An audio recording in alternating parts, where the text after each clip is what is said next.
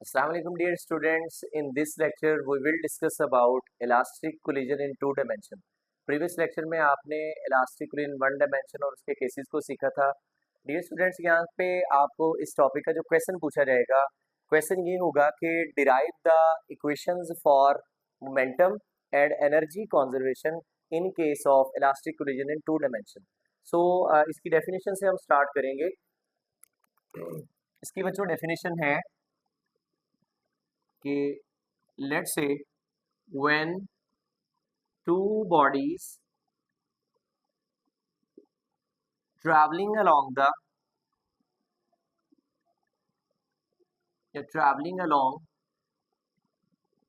an axis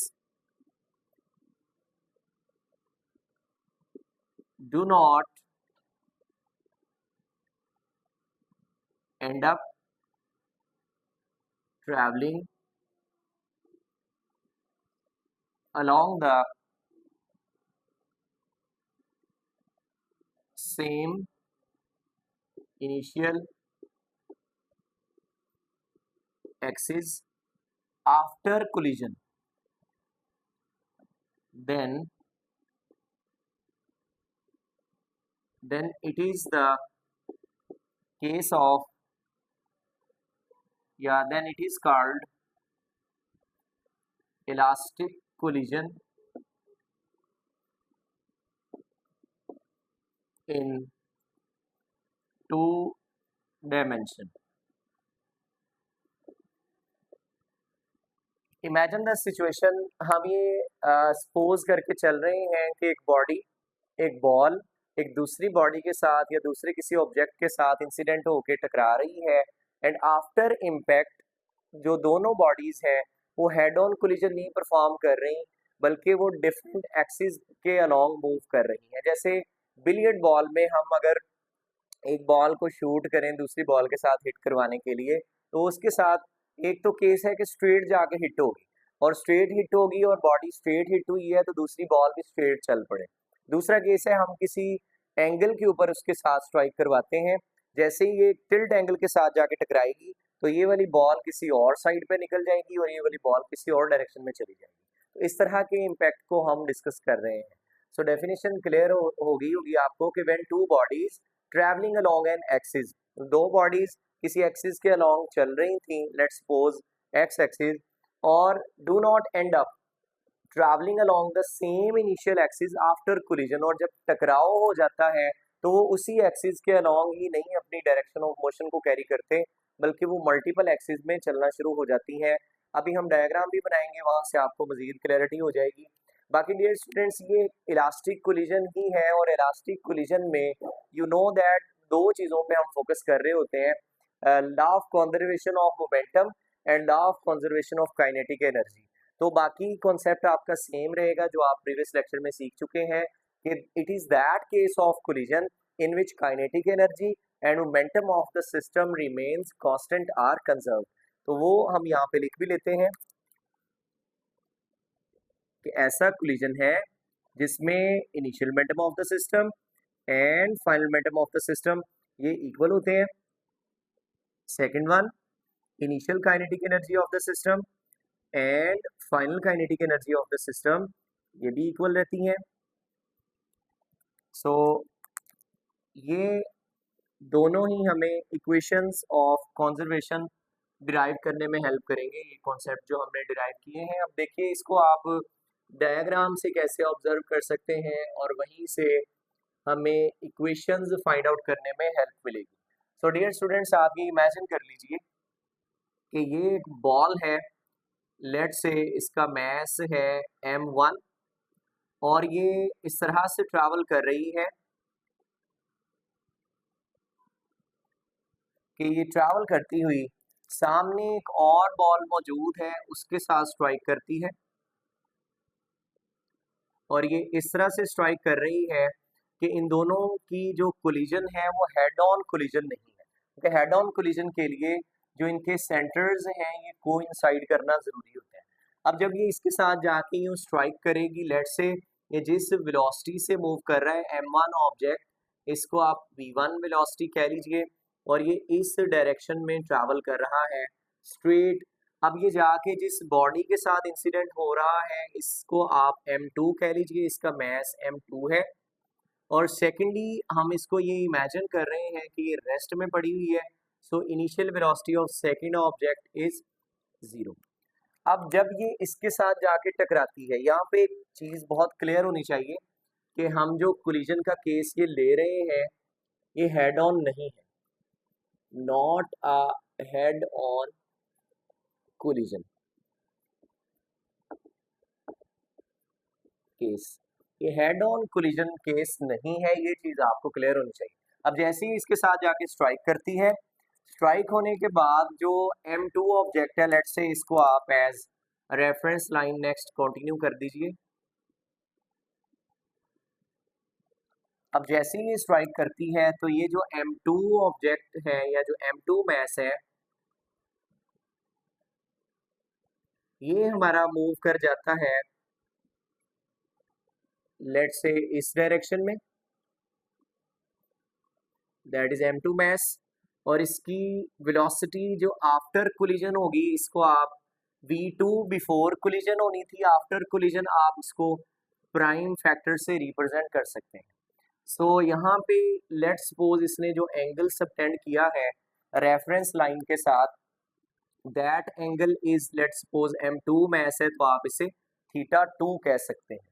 इसी तरह बच्चों जो ब्लैक वाली बॉल थी ये जब इसके साथ जाके टकराएगी तो ये खुद कहीं किसी और डायरेक्शन में ट्रैवल कर जाती है, and let's suppose that is the direction of travel of m1 mass, so that is m1।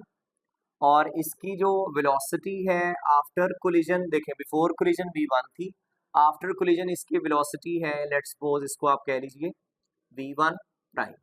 और जो इसका एंगल है विद रेफरेंस लाइन या हॉरिजॉन्टल एक्सिस दैट इज θ1। सो ये बच्चों इस तरह की केस की हम बात कर रहे हैं कि एक सेम एक्सिस के अलोंग बॉडी चलती हुई आ रही थी, लेकिन कोलिजन के बाद जब टकराव हो जाता है तो बॉडीज मल्टीपल डायरेक्शन में मूव करना स्टार्ट कर देती हैं। सो that is the case of elastic collision in 2 dimension. और हम ये इमेजिन करके चल रहे हैं कि इन दैट कोलिजन ये बिलियर्ड या स्टील बॉल्स आप इमेजिन कर रहे हैं, और जो एनर्जी है वो यहाँ पे प्रोड्यूस नहीं हो रही, वेस्ट ऑफ एनर्जी नहीं है, सेम एनर्जी कंजर्व होगी। अब हमने जो इक्वेशन डिराइव करनी है, नंबर 1 हमने कहा हुआ है law of conservation of momentum को। तो जरा देखिए पहली कंजर्वेशन हम यहाँ पे डिराइव करने जा रहे हैं according to law of conservation of momentum. Law of conservation of momentum के अकॉर्डिंग हम ये बात जानते हैं कि initial momentum of the system must be equal to the final momentum of the system. तो you can simply write as, अगर आप देखें इसका जो इनिशियल मोमेंटम है से आप पी से रिप्रेजेंट कर लीजिए। और देखिए यहाँ पे चूंकि हमारी जो बॉडी है ये मल्टीपल एक्सिस में मल्टीपल डायरेक्शन में ट्रैवल कर रही है, सो एक्स और वाई एक्सिस को यहाँ पे अगर आप इन्वॉल्व करें तो आप यूँ कह सकते हैं कि initial momentum along x axis that is simply P I x, इसको आप यूँ लिख सकते हैं। ये किसके इक्वल है, जरा देखिए m1 मास v1 वेलोसिटी से ट्रैवल कर रहा है एक्स एक्सिस वाली डायरेक्शन में, और जो m2 मास है चूंकि ये रेस्ट पर है तो इसे आपने यूं लिखना था m2 v2। अब v2 चूंकि 0 के इक्वल है, so that is the value of initial momentum of an object along x axis, so that is pix which is m1 v1। Similarly हम final momentum along x axis देखेंगे और इन दोनों equations को हमने फिर इक्वल प्रोसीड करना है। आप जरा देखिए फाइनल मोमेंटम ट्रेस करने के लिए आप ये देखें v2 प्राइम वेलोसिटी से m2 मास मूव कर रहा है, तो आपको इसके वेलोसिटी के कंपोनेंट्स डिराइव करने पड़ेंगे। तो θ2 के सामने ये जो वेलोसिटी का कंपोनेंट आएगा that is in upward direction, ये है v2 क्योंकि परपेंडिकुलर कंपोनेंट आना है। सो θ2 के इक्वल इक्वालिटी में v2 प्राइम का जो कंपोनेंट आएगा that is v2 prime sign θ2। सही है, परपेंडिकुलर कंपोनेंट को साइन से रिप्रेजेंट किया जाता है। और इसी तरह से आप ये जो वी m1 मैस है इसकी वेलोसिटी के भी कंपोनेंट्स बनाएंगे। इसकी वेलोसिटी का जो कंपोनेंट है, चूंकि वेलोसिटी इस तरफ डायरेक्टेड है तो ये वेलोसिटी का कंपोनेंट डाउनवर्ड डायरेक्टेड होगा।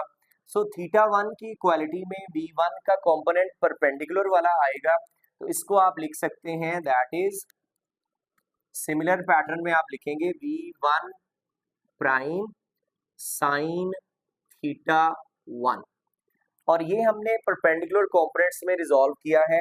सिमिलरली आप इसके हॉरिजॉन्टल कंपोनेंट्स भी लिखेंगे, तो आप जरा देखिए थीटा टू के सामने तो परपेंडिकुलर कंपोनेंट आएगा, लेकिन इसके अलोंग यहाँ पे हॉरिजॉन्टल कंपोनेंट इसका आएगा। तो इसको मैं यहाँ आउटसाइड लिख रहा हूँ कि थीटा टू का एक तो आ गया v2 prime sine theta two that is perpendicular component, और इसका जो हॉरिजॉन्टल कंपोनेंट आएगा वो कॉस थीटा से लिखा जाएगा। So this is v2 prime cos theta two, और इसकी डायरेक्शन किधर है, स्ट्रेट सामने की तरफ। In a similar pattern m1 mass का भी आप हॉरिजॉन्टल कंपोनेंट लिख सकते हैं। इसको मैं जो यहाँ पर आएगा इसी डायरेक्शन के अलोंग, इसको यहाँ ब्लैक से रिप्रेजेंट कर लेते हैं, और ये किसके इक्वल आएगा जरा देखिए v1 प्राइम, और ये v1 prime sine theta one तो परपेंडिकुलर कंपोनेंट है, इसके अलोंग ही हॉरिजॉन्टल कंपोनेंट आएगा, तो इसको आप लिखेंगे जैसे आपने लिखा है v2 prime cos theta to, इसी तरह आप लिख सकते हैं v1 prime cos theta one. ये आपके लिए मैंने सेपरेट यहाँ पे ड्रॉ कर दिए हैं, आपने इसी सेम लाइन पे अपवर्ड लिख सकते हैं आप v2 prime cos theta two, और यहाँ पे आप लिख सकते हैं v1 prime cos theta one. अब ये कंपोनेंट्स हमने रिजॉल्व कर लिए हैं, और इनिशियल मोमेंटम हम ऑलरेडी ट्रेस कर चुके हैं अलोंग एक्स एक्सिस। अब हमने फाइनल मोमेंटम यानी कि आफ्टर कोलिजन हमने फाइनल मोमेंटम के एक्सप्रेशंस डिराइव करने हैं। तो जरा देखिए final momentum along x axis किसके इक्वल है, आप देखिए जो मोमेंटम है that is actually the product of mass and velocity. So in that case अगर आप देखें तो m2 mass v2 prime cos theta to velocity से सामने वाली डायरेक्शन में मूव कर रहा है, सो इसको आप लिखेंगे। और इसी तरह m1 मास v1 prime cos theta one velocity से सामने डायरेक्शन में जा रहा है। दोनों की डायरेक्शन चूंकि ये बोथ कंपोनेंट्स को अगर आप मास से मल्टीप्लाई कर दें जो इनके रिलेटिव मैसेज है, तो ये दोनों की डायरेक्शन सेम है, और सेम डायरेक्शन को वेक्टर एडिशन में प्लस के साथ लिखा जाता है। तो आप इसको यूं लिख सकते हैं, देखिए इसके साथ m1 मैस मल्टीप्लाई करें, so m1 v1 prime cos theta one plus, इसी तरह ये m2 v2 prime cos theta two, plus sign आया है डायरेक्शन सेम होने की वजह से, so m2 v2 prime cos theta two. So that is the expression of final momentum along x axis. According to conservation result हमारा जो initial momentum along x axis है और जो final momentum along x axis है both are equal in magnitude. So आप इसको यूं लिख सकते हैं, देखिए पी आई एक्स की वैल्यू है m1 v1, इक्वालिटी में देखें पी एफ एक्स की वैल्यू है m1 v1 prime cos theta one plus m2 v2 prime cos theta two. So in that way ये हमने एक मोमेंटम के कंजर्वेशन का रिजल्ट डिराइव कर लिया है अलोंग एक्स एक्सिस। इसको आप लेट से इक्वेशन ए कह लीजिए। इसी तरह बच्चों हम मोमेंटम्स को जैसे एक्स एक्सिस के अलोंग हमने डिराइव किए हैं, सिमिलर पैटर्न में हम मोमेंटम्स को अलोंग वाई एक्सिस डिराइव करेंगे, और उसके लिए हमने रिलेटेड इक्वेशंस डिराइव करनी। इसी तरह आप देखें initial momentum along Y axis, ये देखते हैं किसके इक्वल है। आप जरा तवज्जो कीजिए, देखिए हमने जो m1 मैस लिया है ये हॉरिजॉन्टल एक्सिस के अलोंग मूव कर रहा है, ये y एक्सिस के अलोंग तो मूव कर ही नहीं रहा। इसका ये मतलब हुआ कि m1 मैस सिर्फ x एक्सिस में जा रहा है, y कंपोनेंट इसका अवेलेबल नहीं है, और जो सेकंड मैस है वो ऑलरेडी रेस्ट में है, सो उसका भी कोई कंपोनेंट एग्जिस्ट नहीं करेगा। इसी तरह जो इनिशियल मोमेंटम्स हैं दोनों के, ये दोनों का 0 + 0 आप लिखेंगे mean to say initial momentum along y axis की वैल्यू 0 के इक्वल है। इसी तरह आपने final momentum along Y axis देखने हैं कि उसकी वैल्यू कितनी है। जरा देखिए final momentum along Y axis किसके इक्वल है? बच्चों जरा तवज्जो करें। देखिए फाइनल मोमेंटम वाई एक्सिस के अलोंग आप देख सकते हैं जो m2 मास है ये v2 prime sine theta 2 velocity से अपवर्ड मूव कर रहा है, इसके कंपोनेंट जो हमने ड्रॉ किए हैं इसके अकॉर्डिंग, और v1 प्राइम साइन थीटा 1 से जो m1 मास है ये डाउनवर्ड मूव कर रहा है। तो अगर आपने इनके मोमेंटम्स लिखने हैं अलोंग वाई एक्सिस तो आप जस्ट मास को वेलोसिटी से मल्टीप्लाई करेंगे, इसे आप लिख सकते हैं m2 v2 prime and sign theta 2। अब ये बच्चों ये मोमेंटम का वो कंपोनेंट है जो अपवर्ड डायरेक्टेड है, मतलब ये एक कंपोनेंट अपवर्ड डायरेक्टेड है और एक component same time downward directed है। अब एक कंपोनेंट को अगर आपने पॉजिटिव लिया है तो वेक्टर रिजल्ट्स में दूसरे कंपोनेंट को उसके डायरेक्शन रिवर्स होने की वजह से नेगेटिव लिया जाएगा। तो इसे आप लिखेंगे m1 v1 prime sine theta 1 but with negative sign. So you can write as m1 v1 prime sin theta 1. So that is the value of final momentum along y-axis. अब momentum conservation इक्वेशन के according या conservation of momentum के according जो initial momentum along Y axis है और जो final momentum along Y axis है both must be equal in magnitude. So आप इसको इस तरह से लिखेंगे जैसे इनिशियल मोमेंटम की वैल्यू 0 है, आप इसको 0 लिख लीजिए, और फाइनल मोमेंटम की वैल्यू है m2 v2 prime sine theta 2 minus m1 v1 prime sine theta 1। So ये आपको momentum conservation equation along Y axis मिल गई है, इसको आप इक्वेशन 2 कह लीजिए। सो इस तरह से इसको हमने ए इक्वेशन कहा हुआ है, इसको आप इक्वेशन बी कह लीजिए। सो इक्वेशन ए और इक्वेशन बी जो है हमारी ये law of conservation of momentum हमने यहाँ पे होल्ड करवाया है along x axis and along Y axis, और आपको ये दो इक्वेशंस मिल गई हैं। सो डियर स्टूडेंट्स अगर elastic collision in two dimension में मोमेंटम से रिलेटेड कोई आपको क्वेश्चन आ जाता है तो आप सिंपली इक्वेशन ए और इक्वेशन बी की हेल्प लेंगे और इससे आपका रिजल्ट सिंप्लीफाई हो जाएगा। अच्छा ये तो हमने law of conservation of momentum apply कर दिया है। नेक्स्ट हम देखेंगे law of conservation of kinetic energy के according to conservation of kinetic energy. Conservation of kinetic energy के अकॉर्डिंग हमने ये देखना है कि initial kinetic energy of the system must be equal to the final kinetic energy of the system because no loss of energy is involved in elastic collision, ये हमारी condition होती है। सो बच्चों इनिशियल काइनेटिक एनर्जी अगर आप देखें तो देखिए m1 मास v1 वेलोसिटी से ट्रैवल करता हुआ आ रहा है और m2 मास जो है ये रेस्ट पर था, तो इसकी इनिशियल काइनेटिक एनर्जी 0 होगी, ये just initial kinetic energy possess कर रहा है और फार्मूला आप जानते हैं half mv square. So initial kinetic energy of the system equals 1/2 m1 mass के लिए जो v1 वेलोसिटी से ट्रैवल कर रहा है v1 स्क्वायर प्लस सेकंड मास रेस्ट पर है, सो उसकी इनिशियल काइनेटिक एनर्जी 0 होगी, या आप इसे सिंपली लिख सकते हैं initial kinetic energy equals half m1 v1 का स्क्वायर। इसी तरह बच्चों अगर आप इसकी फाइनल काइनेटिक एनर्जी देखें तो फाइनली हमारे दोनों मैसेज ही मूव कर रहे हैं। जैसे आप देख सकते हैं m2 mass v2 prime velocity से मूव कर रहा है, इसकी भी काइनेटिक एनर्जी होगी because kinetic energy is energy possessed by a body due to its motion. तो ये भी मूव कर रहा है तो इसकी एनर्जी भी है, m1 भी मूव कर रहा है तो इसकी भी एनर्जी होगी। तो फाइनल काइनेटिक एनर्जी आप लिख सकते हैं that is equal to half m2 v2 prime square. इसी तरह ये मास m1 की भी काइनेटिक एनर्जी का एक्सप्रेशन लिखेंगे तो half m1 v1 prime square. So that is the expression of final kinetic energy. अब ये जो हमारा कोलिजन है इसमें इनिशियल और फाइनल काइनेटिक एनर्जी क्योंकि इक्वल होती हैं, तो आप इसे लिख सकते हैं kinetic energy initial equals kinetic energy final. तो फाइनली इस रिजल्ट को आप दोनों को इक्वल रख दीजिए, so you can simply write as half m1 v1 square. Equality में ये सेम रिजल्ट 1 वाला जो एक्सप्रेशन है इसको पहले लिख लें m1 v1 prime square plus half m2 v2 prime square. So बच्चों ये आपको नेक्स्ट रिजल्ट मिल गया है, इसको आप एक्सप्रेशन सी कह लीजिए। अब आप देखिए इस टॉपिक से रिलेटेड ये 3 क्वेश्चंस आपको मिल गई हैं।